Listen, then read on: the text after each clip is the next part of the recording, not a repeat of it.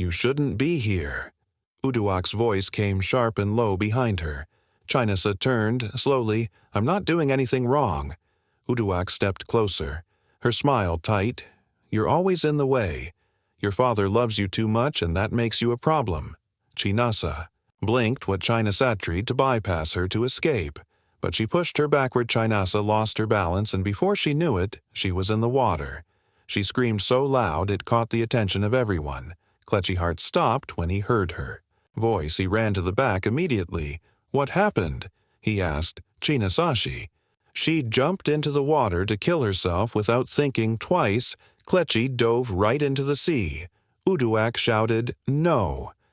She did not think for once that he would do that because she knew he wasn't a good swimmer. Seconds passed gradually into minutes. With no sign of them, it was barely past 6:00 a.m. when Mrs. Uduak Chinasa's stepmother shouted her name from the living room like she had a nightmare about her. Chinasa jumped from her bed and sprinted to the living room. In fear, will she be insulted?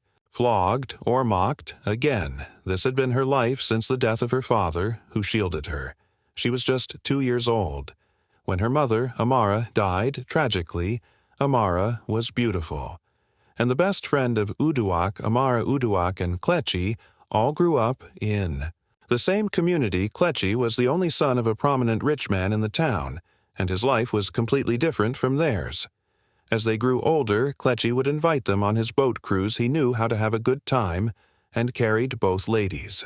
Along, Amara and Uduak both admired Kletchy, more like a crush, but Uduak was more open about her feelings. It was obvious in the way she threw herself on Kletchy. She would give him hugs, followed by kisses on the cheek. She openly confesses her feelings about him to almost everyone. This is my husband, she would say jokingly, even though Kletchy never reciprocated the feelings back to her. Meanwhile, Amara would simply smile from her sighs as she watched her best friend flirt with him. It came as a shock to Uduak when Kletchy showed interest of marriage. To Amara, out of the blue, she was hurt, devastated, and felt betrayed by her friend. How can she do this to me? She thought within herself. Kletchy and Amara did not waste time. They immediately got married, and of course Uduak was her bridesmaid the day of the wedding. Uduak acted like the happiest. She wore a smile all through the wedding. But when she got home that night, she couldn't sleep. She cried and cried and cried. Several thoughts was going through her head. Why didn't he choose me? He knew. I love him so much. Amara never showed any interest in him. Is it because I'm not Igbo, but I'm even more beautiful than her? She cried herself to sleep. However, despite her, she pretended to be a good friend to Amara, so she could still have access to Kletchy. She was there for every big occasion and even the small one's baby shower. She was there. She came with the most gift on Chinasa's first birthday. Please let me spoil my goddaughter, she said to Amara. She anticipated every opportunity to talk to Kletchy or just to see his smile. Kletchy felt a bit uncomfortable with her presence. He wasn't happy with the flirty eyes she still sent his way.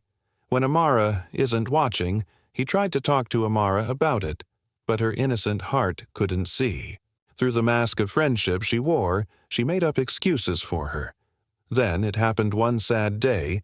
Kletchy was on a business trip when he received a devastating call from the hospital. Amara and Chinasa was involved in a knock-and-drone situation. They had stopped by a shopping mall to get a few things. Just as Amara stepped out of her vehicle, a car from nowhere hit her and ran away. The driver was not identified, and the CCTV in the area could not catch the plate number. Kletchy left everything and ran back immediately. By the time he got to the hospital, it was too late. The doctors could not do anything, and Amara was gone. Kletchy broke down. He was about to go mad. And of course, you guessed right. Uduak was there to sympathize, to mourn, and comfort the family. She consoled the man and took care of Chinasa. Kletchy tried to be strong, but he couldn't. This was a woman he had loved since he was a child. He settled into drinking alcohol. Both day and night, it was a means of escaping his thoughts. It was like 3 months after the burial of Amara, and Kletchy was slowly getting himself. Though he still drank himself to bed, Uduak, as usual, came to check up on them. But this time she also had another mission when it was getting late in the night. She went into Kletchi's room, put in the nightwear of Amara, wore her perfume, and gently tapped drunken Kletchi. "Amara, is that you?" He mumbled beneath his voice. "I've missed you, Amara." He said, "I've missed you too," she whispered. Then she kissed him, and before he knew it, he slept with her. The morning when he woke up, he was ashamed of himself. He apologized and said he was sorry. She went back to her apartment that morning, giggling within her. However, since that incident, Kletchi refused to take a sip of alcohol. He focused all his attention on his beautiful 2-year-old daughter and told Uduak there was no need for her to come around again. 3 months had passed when Uduak came, with the surprise news, "I'm pregnant, Kletchi." "What, are you joking?" "How can I joke with something like this?" "I am pregnant for you," she said as she broke down in tears. "I don't know what to do," she said amidst tears. Kletchi hurried to her side. "It's fine. I'll do the right thing by you. I promise, please stop crying," and just like that, Kletchi married Uduak.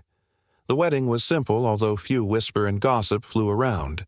Most people came to the conclusion that he married her for the sake of Chinasa. Uduak wasn't a bad wife. She loved Kletchi, and eventually Kletchi learned to love her as well. But then she secretly maltreated Chinasa every time she looked at her. All she could see was Amara, the woman she got rejected for all the hatred she harbored. For Amara was secretly and stylishly poured on her. She didn't make it so obvious for Kletchi to notice, and it became worse as Chinasa grew older. She completely turned the head of Kletchi against his daughter.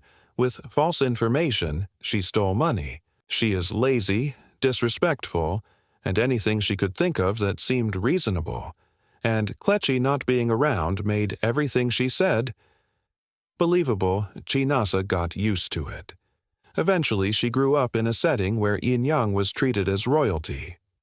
With their father's money while she got what was left in the pot in her own house. Barely 13 years old, she was Theon doing the entire house chores when she tries to complain to her dad. He wasn't listening and was barely around. Then the worst happened. To her, on Inyung's 10th birthday, for God knows why, Uduak suggested that they throw the birthday party on a yacht. It's been Inyung's wish. She said the yacht danced gently on the river, decorated with balloons and ribbons in shades of pink and gold. Inyabong twirled in her birthday dress, grinning as friends cheered happy birthday. Ini echoed again and again, but at the back of the yacht, away from the water, Chinasa leaned against the rail, watching the water below ripple under the setting sun. She was quiet. She never truly felt like part of the family, not with the way she was being treated. She couldn't remember when last a birthday party was thrown for her. "You shouldn't be here." Uduak's voice came sharp and low. Behind her, Chinasa turned slowly. "I'm not doing anything wrong." Uduak stepped closer, her smile tight. "You're always in the way. Your father loves you too much, and that makes you a problem." Chinasa blinked. What Chinasa tried to bypass her, to escape, but she pushed her backward. Chinasa lost her balance, and before she knew it, she was in the water. She screamed so loud it caught the attention of everyone. Kletchi's heart stopped. When he heard her voice, he ran to the back. Immediately what happened, and he asked Chinashi. She jumped into the water to kill herself without thinking twice. Kletchi dove right into the sea. Uduak shouted, "No!" She did not think for once that he would do that because she knew he wasn't a good swimmer. Seconds passed, gradually into minutes, with no sign of them. Then, his hand rose, gripping Chinasa's wrist. He pushed her upward. Someone on the boat reached down and pulled her in, coughing and shivering. But Kletchi, his arms now limp, began to sink. "Get him out!" Uduak shouted. One man dove in, but it was too late. He was gone, swallowed by the same river that had just returned his daughter when Chinasa was revived. She sat on the deck, drenched and shaking. Her teeth-chattered arms wrapped tightly around herself, but her eyes were fixed on the water where her father had disappeared. The spot was still rippling. Empty. People were crying. Some were on the phone with emergency services, but the loudest voice came from Uduak, and it was pointed at her. "You did this!" Uduak hissed, storming toward the soaked girl. "You caused?" This Chinasa looked up slowly, her lips quivering. "If you had stayed with the others, if you had partied like a normal child, your father would still be alive." Uduak's screamed voice rising above the murmurs of the stunned guests. "But you. She wanted to say she pushed her, but she was too scared. She swallowed hard as she watched the life guides go in and out of the water, searching for her daddy. "Oh, please," Uduak spat. "Why were you even alone at the back of the boat? Why do you always act like you don't belong here? Is it because you hate your sister? You've never accepted in your bong, always sulking, always brooding, always making everything about you." Uduak stepped closer, jabbing her finger at the girl's chest. "Well, congratulations, Chinasa. You've ruined her birthday. You've killed your father. Are you happy now?" Her words cut deeper than the river's depths. Chinasa broke. She collapsed to the floor, sobbing as the crowd watched, in stunned silence after the burial of Kalichi. Chinasa life turned for the worse, and the entire empire was now in the custody of Uduak. Chinasa was made to change schools. He was enrolled in a public school close to the house and forced to provide for herself before she could eat. It happened very early in the morning, one Saturday, barely past 6 a.m., when Mrs. Sudak shouted her name from the living room like she had a nightmare about her. Chinasa jumped from her bed and sprinted to the living room. In fear, will she be insulted, flogged, or mocked again? "Why are you still sleeping? Seems you've become too comfortable and lazy. It ends today." She handed her a sum of 20. 100. "Naira, this is what is left of your father's money in this house. I'm not going to chase you away so the world won't call me a witch, but you're only going to be living here and earning your place by maintaining the house the day you fail to. Do your work, you'll find your load on the street." She handed her the 20. Naira told her to figure out herself. "This is all your father left behind for you," she said coldly. Chinasa was just 14 years old when she had to figure out what she will eat or starve. She used half of the money to buy banana and started selling. After her class, and she found favor in the eyes of people, she would get tips, and customer patronized her little by little. She was getting money and surviving. She tried saving for her college while she sponsored herself throughout the remaining part of her secondary school. People around knew her as the beautiful banana girl. One hot Wednesday afternoon, Chinasa, now 21 years of age, balanced a tray of ripe bananas on her head as she walked through the familiar streets, calling out to customers. With a soft, humble tone, "Banana, fresh banana, sweet and ripe." She had just made a sale and was wiping sweat from her brow when a shiny black car slowed to a halt beside her. The tinted window rolled down halfway, and there was Inya Bong dressed in a designer outfit with loud makeup and an even louder laugh. She had just returned from the university. Well. Inyuang sneered, pulling down her sunglasses. "Look who we have here, the banana princess of Laros." Chinasa froze. She knew that voice, knew that tone, but she kept her composure. Ina stepped out of the car, crossing her arms as she leaned against the door. "You know, this really suits you," she said with mock pity. Banana seller by day, orphan by fate. "I should take a picture for my throwback Thursdays. What a fall from grace. Are you sure you're ever going to save enough to go to school? You know, school isn't meant for anyone. You should consider just getting married." Before Chinasa could respond, a thin, weary man in ragged clothes approached. Timidly, his feet were dusty, and he held his stomach like it was caving in. "TC," he said softly, directing his voice at Inya Bong first. "I haven't eaten today. Anything you can spare, just something small." And curled her lip in disgust, looking him over like a stain on her shoe.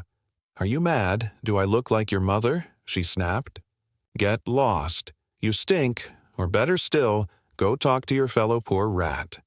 She turned back to her, car fanning her face. The man's face dropped.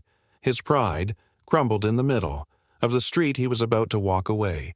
humiliated when Chinasa stepped forward. "I'm sorry about that," she said, gently removing a few bananas from her tray. "Please take this. It's not much, but it should help." The man looked at her. Stunned, "God bless you," he whispered, tears rising in his eyes as he accepted the bananas and sank to the floor by the gutter to eat them. He didn't even peel carefully, just devoured like someone whose belly had known nothing but air. In-Yang scoffed loudly and shook her head. "You both deserve each other. See, you should consider marrying him," she said mockingly as she stepped back into her car. "You'd make a great couple, king and queen of the streets." The tires screeched as she sped off, her laughter echoing behind her like a slap in the face. Chinasa turned to the man, her heart aching. Not for herself, but for the way people had forgotten what kindness meant. "I'm really sorry," she said again. "Please don't let her words stay with you." The man looked up, still chewing, slowly, his eyes shining with gratitude. "You're the one who should be sorry. Hesked know you. You're special. Don't ever forget that," he stood and gently placed one hand over his heart. "Thank you not just for the food, but for reminding me that there are still good people left." Then he walked away, quietly disappearing into the crowd like a shadow returning to dust. Chinasa stood in silence, for Amma meant her. Eyes lingering on the path he took, she didn't know it yet, but that brief act of kindness had just sparked a chain of events that would change her life forever. The next day, Chinasa was already at her corner, near the old supermarket, her tray neatly arranged with golden bananas. Her voice was low but sweet as she called to passers-by, "Banana, sweet and fresh banana." Then she noticed someone walking toward her, familiar but unexpected. It was the same man from the previous day. His clothes were cleaner this time, still plain, still worn, but his posture had changed. He held a small folded note in his hand and a determined look on his face. "Sister," he said gently, stopping just in front of her, "I came to pay for the banana you gave me yesterday. Please, I couldn't sleep knowing I ate without paying." Chinasa looked at him and smiled, wiping her hands on a cloth. "You don't owe me anything," she said softly. "I gave you out of kindness, not as a seller," the man insisted, stretching out the money again. "Please, even if it's small, I want to." She shook her head. "No, I'd rather you use that money to get a good meal today." Besides, she hesitated, then picked 2 bananas from her tray and handed them to him.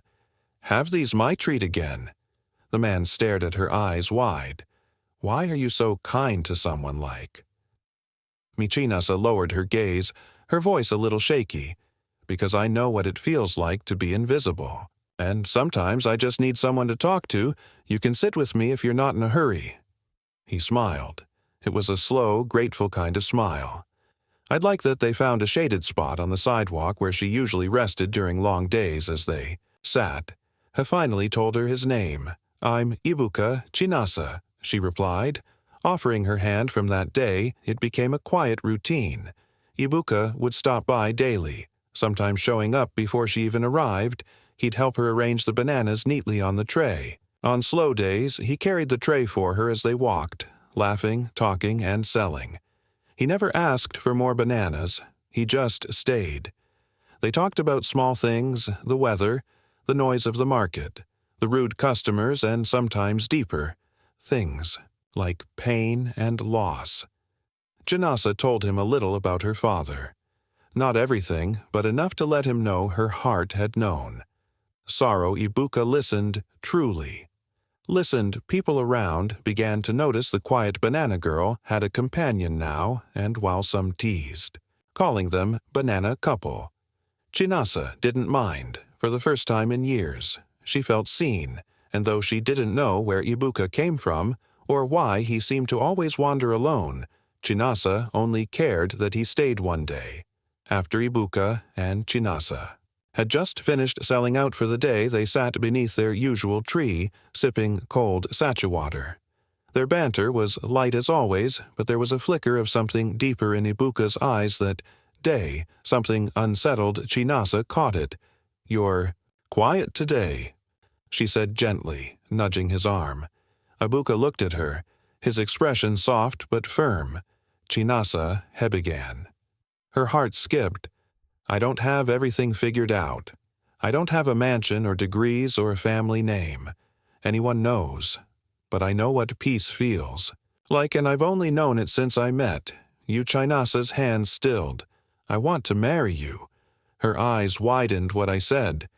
You want to marry you, he repeated, reaching for her hand. Not just help you carry bananas. I want to carry life with you. The good, the bad, all of it. Janasa's lips parted to object, to ask questions, to say. No, but instead, something in her chest loosened. Her fears faded like mist before the morning sun. There was no booming voice from heaven, but there was peace. Quiet, solid peace. She blinked slowly and nodded. Yes, she whispered. Yes, I'll marry you. News of the engagement spread like wildfire through the neighborhood, but when Ibuka came to see Uduak for formal introduction, her reaction was as cold and bitter as ever. Uduak sat on. Her worn leather chair legs crossed a mocking smile tugging at the corners of her lips. So, this is Themin, she said, glancing at Ibuka with a sneer. Well, Chinasa, since you couldn't be useful enough to earn a degree like my daughter, maybe this is your destiny. Marrying your fellow roadmate, Chinasa stood quietly beside Ibuka, her eyes on the floor, Uduak folded. Her arms, before I'll even consider this marriage, you'll need to pay a bride price of 2 million naira. Think of it as a test of your capacity, young man. I'll use the money to hire a proper maid that can replace her, she chuckled. I know your type, that. Money alone should scare you off. Ibuka didn't flinch. He nodded once. Okay. Uduak scoffed. That's all. Do you even know how much I said? I'll bring it, he replied simply, in 1 week. Uduak burst into laughter. Please, you better prepare your heartbreak speech now, Chinasa. But exactly 1 week later, Ibuka returned. He didn't arrive in a fancy car or wear a suit, but in a small envelope wrapped carefully in nylon. He presented the full sum. 2 million ne in crisp bundles. Uduak's mouth fell open. She counted it herself, twice then a third time in disbelief. You where? How did you? She stammered, I said. I'd bring it. Ibuka said calmly. I did. Uduak had no words and no excuse to stop the wedding. She had set a trap that failed to catch her prey, and just like that, Chinasa was free to marry the man who saw her not as a burden, but as a treasure. What Chinasa didn't know that her life was about to take a turn she could never have. Imagined all those afternoons she spent selling bananas by the roadside with Abua beside her, he would often ask with a curious smile, if you had all the money in the world, how would your dream wedding look like? And she would laugh, sometimes shyly, sometimes with sparkles in her eyes, and say things like, I want a dress that sweeps the floor like a princess' golden chairs. At the reception, oh, and a cake taller than me. She would describe Flower's music, the kind of dance she'd do, and even what she wanted her first kiss as a bride to feel like Ibuka would listen, silently smiling, never saying much, just listening. Of course, she never took the question seriously. She thought it was just one of those harmless daydream games they played to pass time, and when she agreed to marry Abua, she knew she wouldn't have any of those things until the day before the wedding. Chinasa was inside, sweeping the small living room, when she heard a sudden commotion outside, the sound of a powerful engine pulling into the compound. She dropped her broom and peeked out the window. A sleek black Rolls-Royce had just rolled to a stop in Jung, who had come home earlier to supervise. The small wedding preparations rushed out her eyes, already gleaming with curiosity. She swung her hips as she approached the driver, stepping out in a fine black suit. Yes? In asked with a flirty smile, Who were you looking for? The driver didn't even glance at her Miss Chinasa. If you don't mind, he said professionally, Inyo Bong. Blinked what she let out a mocking laugh. You must be confused. Chinasa is my stepsister. Her groom is Ibuka, the banana seller, the beggar. Just then, Chinasa stepped outside, cautiously wiping her hands on her wrapper. I'm Chinasa, she said, puzzled. Is there a problem? The driver smiled and gave a polite nod. Your groom sent me, May. I've been instructed to drive you to your hotel suite for the night. Chinasa and Inyaong stood. Their stunned hotel suite Chinasa echoed, Excuse me. Yaong scoffed, stepping forward. You mean Ibuka sent you Ibuka, the beggar, you are correct. The driver replied, Mr. Ibuka, Darlington. Everything paused. Chinasa's heart stumbled in her chest. Ibuka, Darlington. Yes, son of the late Chief Darlington and your groom, and Yang's jaw dropped China, so couldn't breathe for a moment. The same Ibuka who had helped her sell bananas, the man she thought was just a kind-hearted drifter, but even with the confusion whirling. In her head she didn't resist. Slowly, silently she followed the driver toward the car, her steps unsure but steady as the door closed behind her and the car glided out of the compound. Chinasa stared ahead, her world spinning in quiet disbelief. Who exactly had she fallen in love with, and why had he chosen to hide it? Until now, they soon pulled up in front of Eden Crest Hotel, the finest, most luxurious hotel in Thessaly, a place she had only seen in magazines and posters from afar. The car came to a gentle stop before she could even step out.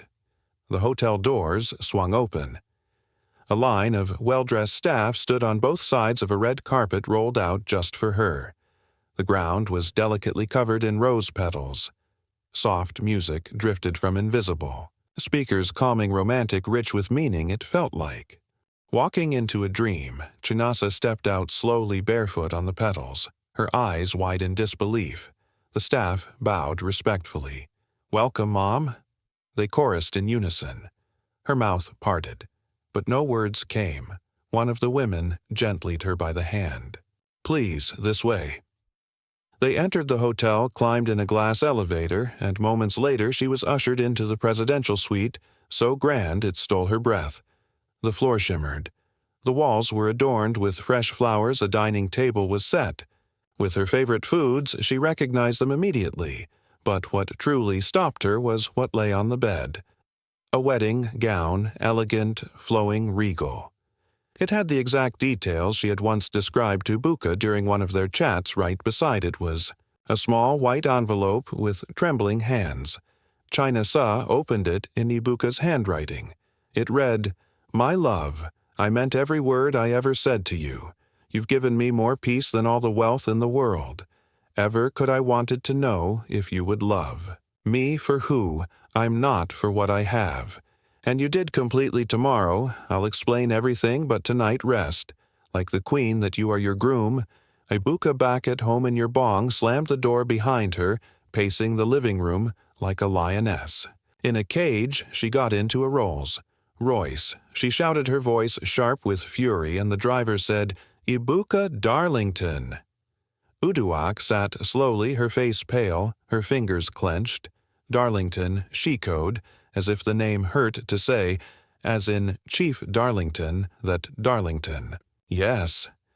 Ami Inyong cried, the one with estates in Lakey Banana Island. Abuja, everywhere, the one with offshore accounts and private jets. Uduak was quiet for a long moment, her pride twisted into knots inside her chest. This must be a prank, she said, finally standing to compose herself. Maybe it's staged. There's no way that beggar we saw in rags could be that Ibuka the wedding day arrived like a scene from a royal fairy tale. The venue was none other than the Crystal Grove, an exclusive, luxury event center nestled in the heart of the city, where only the wealthiest held their ceremonies. Chandeliers sparkled like captured stars above, and the entire garden was transformed into a sea of elegance. Inside the grand venue were dignitaries, senators, CEOs, foreign diplomats, fashion moguls, and even a few celebrities. The media was present, flashes popping every second. Every eye sparkled with curiosity and admiration. And seated quietly among the crowd in their modest lace outfits were Inya, Bong, and Uduak, frozen in disbelief. This is not real, Uduak whispered through clenched teeth. Her hands trembled slightly as she clutched her purse. How is this happening? Ina couldn't speak. Her eyes scanned the venue. The gold, the elegance, the people she had only ever seen on TV, and they were all gathered for Chinasa. She couldn't breathe.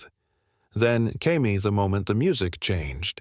Everyone turned to look at the entrance, and there she was, Chinasa, stepping slowly through the arch, glowing like something out of a dream. Her gown was unlike anything they had ever seen, sparkling, royal, flowing like liquid light.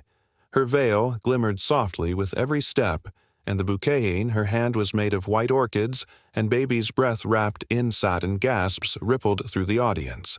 Even Chinasa herself could hardly believe what was happening. Her fingers trembled, her lips parted in awe. How did I get here? She thought. But then she looked ahead and saw Ibuka standing tall, regal, dressed in a white tuxedo trimmed with gold, and was smiling. That smile steadied her heart. It reminded her who she was. Walking toward the crowd stood Phones. Rose, the violin swelled, and Chinasa walked slowly, gracefully, her eyes fixed only on the man who had seen her value, long before the world did at the back. Uduak's knuckles had gone pale from how tightly she held her handbag. Inyobong had stopped blinking altogether. This should be me, she muttered. She was nothing selling bananas by the road. But Uduak couldn't answer. She had swallowed too much pride to speak. Then came the priest's voice. If there's anyone here who has a reason why this couple should not be joined in holy matrimony, speak now or forever. Hold your peace.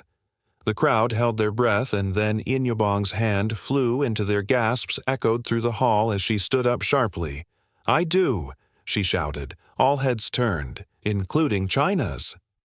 Ibuka's expression hardened, and the silence was deafening. You cannot marry this man. Inyung's voice rang out like thunder through the elegant hall. Her heels clicked sharply as she stepped into the aisle. Her finger pointed. Straight at Chinasa. Gasps rippled through the stunned congregation. I won't let you marry him, she screamed, again her voice cracking with rage. He's supposed to be my husband. If you don't end this wedding ceremony right now, I swear I'll expose everything. Chinasa stood frozen, her hand still clutching her bouquet, her face pale beneath her veil. Inyobong turned to the crowd, now playing to the audience like it was a courtroom. You all don't know what she did, she said, trembling. This man, he begged me for money one day. He came to me first. He spoke to me first. That day by the roadside, he was mine. People began to whisper, and what did she do? Inyobong continued, her face contorted. She snatched him right from under me just because. She gave him bananas and played the pity card husband snatcher. Then, like a dark echo, Uduak Rosi, from her seat beside her daughter, adjusting her gel with disgust. Yes, she said. What makes you think I would stand here and allow this disgrace? My daughter deserves better. Over my dead body will this wedding continue. The atmosphere was heavy now. All eyes were on the couple. Chinasa's hands began to tremble. Her heart thundered in her chest. Her legs wavered. But then Ibuka touched her cheeks and comforted her. You're safe now, he said. The atmosphere was thick with tension. Ibuka held Chinasa's hand, tightly, his jaw clenched. Then he turned slowly to Inyobong and Uduak, his voice cold and controlled. I didn't want to do this here, not today, he said, his eyes locked on theirs. But since you've decided to ruin your sister's wedding, the truth must come out. He raised his hand slightly, signaling toward the entrance. 2 uniformed guards stepped forward, guiding an older man into the hall. Gasps echoed across the room again. Imgum. Man looked nervous, weathered by guilt, but determined. As soon as Uduak saw him, her face went pale. She staggered back, clutching her gel, then turned her face away in shame. No, she whispered under her breath. The man stepped up to the front, taking the microphone gently from the priest. He swallowed hard, then spoke. My name is Fidelis. He began, his voice trembling. Years ago, I was a private driver, and I'm Inyobong's Real. Father! The crowd gasped again. In-young stood frozen, her lips parted, her body rigid. I was there the day Amara died. Fidelis continued. It wasn't an accident. Uduak paid me a large sum of money to drive to that plaza and hit her. She knew Amara and her. Daughter, were there. I didn't know it would kill her, but I did it.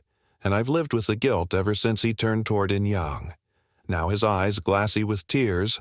I only wanted to spend the time I have left with my daughter. I'm dying. I tried reaching out, but Uduak stopped me. The hall was dead silent. In-yabong looked like the ground had vanished beneath her feet. Her face twisted in horror, her legs gave out, and she collapsed into the nearest chair. No, this is not true, she whispered, but the truth was plain. The entire hall had heard. I'm sorry, Chinasa, the man said, looking toward her. Your mother didn't deserve what we did. She was kind. She was innocent at that moment. The guards turned to Uduak. Mrs. Uduak. Igwe said firmly, You're under arrest for conspiracy to commit murder and obstruction of justice. Uduak tried to run, but the guards were swift. They cuffed her on the spot. In-yabong, still trembling, tried to speak, but no words came with the eyes of the entire room on her. She burst into tears and ran out of the hall, her heels echoing behind her. Like thunder, the priest, shaken but steady, stepped back to the microphone. Well, he cleared his throat. Now that all matters have been laid to rest, shall we proceed? The crowd slowly stood and erupted into loud, heartfelt applause. Ibuka turned to Chinasa once more, and this time she smiled through her tears, a smile of peace, of justice, and of love. The priest raised his hands with a warm grin. By the power vested in me, I now pronounce you husband and wife. And as they kissed beneath the arch of white roses, the entire hall stood applauding, not just the couple, but the truth that had finally come to light.